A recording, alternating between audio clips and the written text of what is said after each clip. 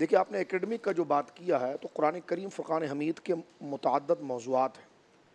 اور قرآن خود اس کی جیسا قرآن کی تفسیر قرآن کے ساتھ ابھی مفتی صاحب بھی ذکر فرما رہے تھے۔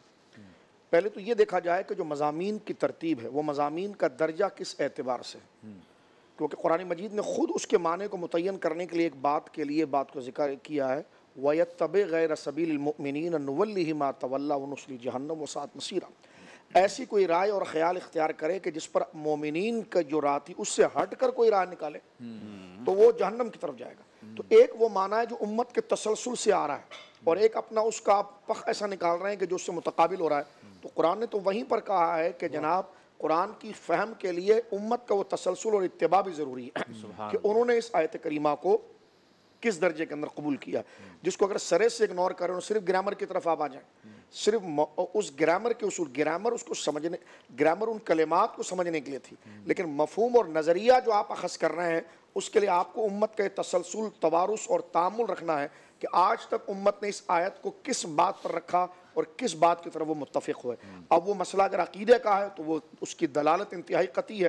یا دلالت اس لفظ کے اوپر ظنی ہے، تو یہ تمام علوم اور ابحاث کو آپ سمجھیں گے۔ پھر یہ کہ کسی بھی ٹاپک کو اگر آپ لیتے ہیں تو پہلے یہ دیکھیں کہ کوئی بھی ٹاپک آپ نے مختص کیا، تو توحید ہے، رسالت ہے،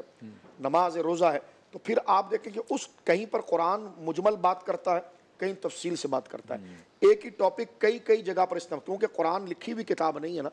اور حضور سید عالم کے سینے پر اتری ہے، تو جیسے معاملات آتے رہے تو کہیں پر جیسی ضرورت تھی اس طرح کو اس کو ذکر کیا گیا۔ تو ایک ٹاپک جو آپ لیتے ہیں اس ٹاپک سے متعلق دیکھا جائے کہ اسی موضوع کو قرآن نے، اسی ٹاپک کو،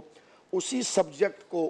قرآن نے کہاں کہاں ڈسکس کیا ہے۔ اب وہ تمام آیات آپ کے سامنے ہونی چاہیے تاکہ جب آپ مفہوم نکالیں گے تو کسی ایک آیت سے نہیں نکالیں گے، اگر ایک آیت سے نکالیں گے تو خطا کر جائیں گے، اس لیے کہ دوسری آیت جو سامنے آ رہی ہے آگے صفحے پر، اس میں اس کی تشریح، اس کی نوعیت، اس کی علت وہاں بیان کی گئی۔ تو یہ وہ احتیاط ہیں جو درسی علوم کے ساتھ، تو اتنی احتیاط ہے تو آپ کہیں گے یہ قرآن اٹھا کے شروع ہو جائیں، تو یہ جس طرح مفتی صاحب نے کہا یہ تو ظلم ہے۔ مثلا کسی نے لطیفے کے طور پر ایک بات کی، بزرگ تھے، انہوں نے کہا جناب ایک آدمی جو تھا وہ قرآن کی آیت پڑھتا تھا، وہ کہتا تھا یا ایھا الذین آمنوا یا ایھا الذین آمنوا قل انظرنا، تو انہوں نے کہا جی اس میں پہلے لفظ ہے لا تقولوا رائنا، کہ لگا ترجمہ کرو،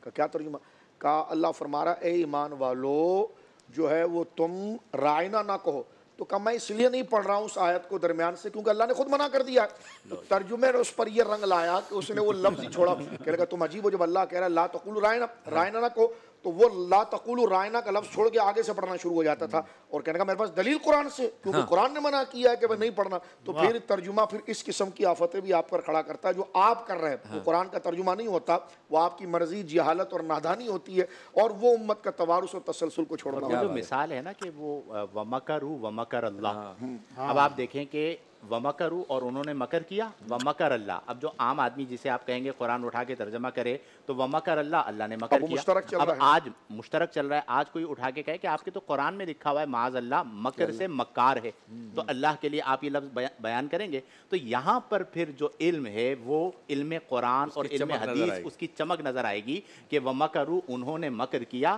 وَمَكَرَ اللَّهُ اللہ نے خفیہ تدبیر فرمائی، وَاللَّهُ خَيْرُ الْمَاكِرِينَ۔ یہ احتیاط عام آدمی نہیں کر سکتا، کیونکہ ایک لفظ مشترک معنی رکھتا ہے، اور آپ اس مشترک معنی کے لیے اس آیت میں کون سا لفظ لے کر آئیں گے، تو کس ذات کے لیے بولا گیا ہے، کس پہرائے پر بولا، یہ ساری چیزیں ایکیڈمک ہے، یعنی قرآن کے ترجمے سے نہیں روکا جا رہا ہے، لیکن یہ اصول ہیں کہ ایک لفظ کئی معنوں پر آ رہا ہے، وہاں پر آپ کون سا معنی منطبق کریں گے، وہاں پر کون سا معنی۔ اب امر ہے یعنی آرڈر کے، اقیموا الصلاۃ، نماز پڑھو، تو امر کے 18 معنی، کہیں پر وہ وجوب کے معنی میں آتا ہے، جیسے امر ہے فنکحوا، نکاح کرو،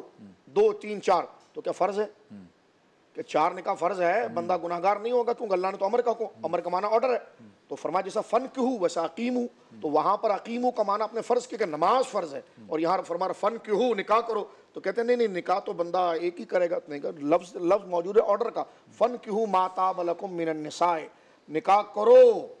یعنی کیجئے، کر لینا، فرما آرڈر ہے نکاح کرو تم جو تمہیں بہائے، 2 2 3 3 4 4، لیکن بندہ کہتا ہاں کہیں حکم جو ہے امر کے حکم میں ہوتا ہے، کہیں اباحت کے حکم میں ہوتا ہے، تو یہ جو اس کے معنی تو ایک لفظ ہے لیکن اس کے دیکھیں معنی کیسے بدلتے چلے جا رہے ہیں۔ بندہ احرام سے جب نکلتا ہے تو اللہ نے فرمایا کہ جب تو احرام سے حلال ہو جاؤ فاصطادوا، امر آیا شکار کرو، تو پتہ چلا کہ اگر یہ تو کیا ضروری کہ تیر بھالا بندوق بندہ ساتھ میں رکھے کہ اس وقت آپ تک حج نہیں ہوگا کہ جب تک بندہ احرام نہ اتارے اور فائر کر کے کسی کو، انہوں نے کہا جی آپ کو تو شکار کرنا پڑے گا، کیونکہ رب نے آگے فرمایا کہ جب تم احرام سے حلال ہو جاؤ فاصطادوا، تو تم گویا کہ وہ شکار کرو۔ تو یہاں پر آپ کو قرآن کے مدرسین بنائیں گے کہ یہاں امر تو ہے، آرڈر تو ہے، لیکن یہ اباحت والا ہے، وہ اقیم الصلاۃ والا نہیں ہے۔ لیکن لفظ دیکھیں دونوں صیغے ایک جیسے ہیں، ادھر بھی امر ہے ادھر بھی امر ہے، لیکن اس امر سے وہاں کیا معنی لیا جائے گا، یہاں کہاں معنی لیا جائے گا۔ تو لہٰذا ترجمے سے نہیں روکا جا رہا ہے، بلکہ وہ ایکیڈمک طریقہ، جب تک آپ کے سامنے قوانین نہیں ہوں گے